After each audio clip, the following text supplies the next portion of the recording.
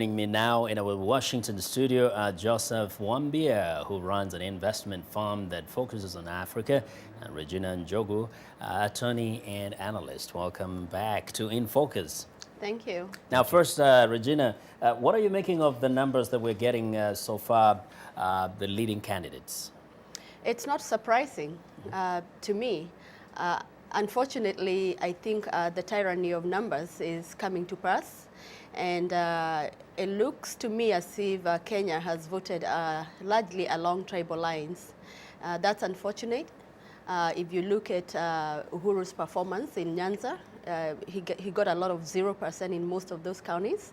And if you look at Raila's performance in Central Province, Kiambu in particular, he was getting about 6% versus Kenyatta 95+%.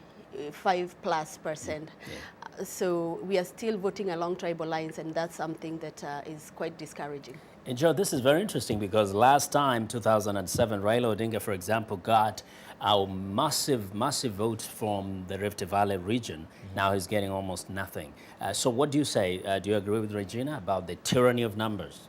Yes, I think, when you have the two communities in question having been psyched into almost feeling that this is an Armageddon kind of voting experience for them, do or die, and they're going to turn out 90% and they'll vote for their guy.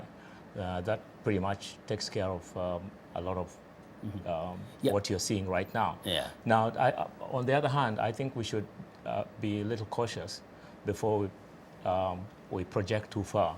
We have 50-some% of the votes that have been counted. If you just look at statistics and you do a little bit of modeling, there's a convergence proportionality wise. And so it is conceivable, unless the gap widens, if it continues to narrow, though there has been some widening this morning, but before it was narrowing. I project a convergence around 7 million. So you could still have a runoff. You could still have a runoff. Yes, because it all depends on whose votes have been counted, what proportion at different places. And it's not clear right now. If it is random across the board, then statistics, very, very simple econometric models will show you that there will be a convergence somewhere in the 7 million range. Now, Regina, the performance of the other candidates has been solid dismal. What does that tell us? Were Kenyans really not paying attention to what they were telling them? No, it's dismal because the two main candidates went out and vigorously campaigned, and to a lot of people, voting for the other three candidates would amounted to like a waste of their votes. So the thinking is, instead of wasting my vote, I'd rather give this vote to somebody who has a realistic chance of winning, who would be Raila or Uhuru. Yes. And the other thing, Vincent, is that you have to remember these are coalitions. So if there were individual parties competing, the numbers would be much lower and the distribution would be much wider, but they would still be balkanized ethnically. Musalia Mudavadi is doing better than one would have expected, and of course he's taking that off Raila's hide. Yeah. So if there's a runoff, you're looking at the 200,000 or so that I project he will end up getting. A lot of that might make a difference. From. Now, there has been this concern about the spoiled votes or rejected votes, about 284,000 up to this point. What do you make of those?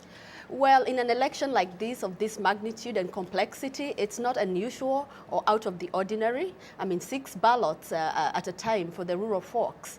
It's expected that there were going to be spoiled ballots. I don't think it's a problem as long as they are distributed evenly across the board, as in Uhuru strongholds and Raila strongholds, so they cancel each other. Yeah. So I don't think it works to either party's disadvantage. Yes, and Joe, in terms of if in the event that there's a runoff, what do you think is going to happen? What kind of readjustments are you likely to witness? Well, I think if there's a runoff, there are two scenarios. First, you have to look at the percentage of voter turnout in the strongholds, particularly for Uhuruto. Okay, I expect that would not increase in the runoff because it's probably at the highest level it is right now, even if you add a little bit.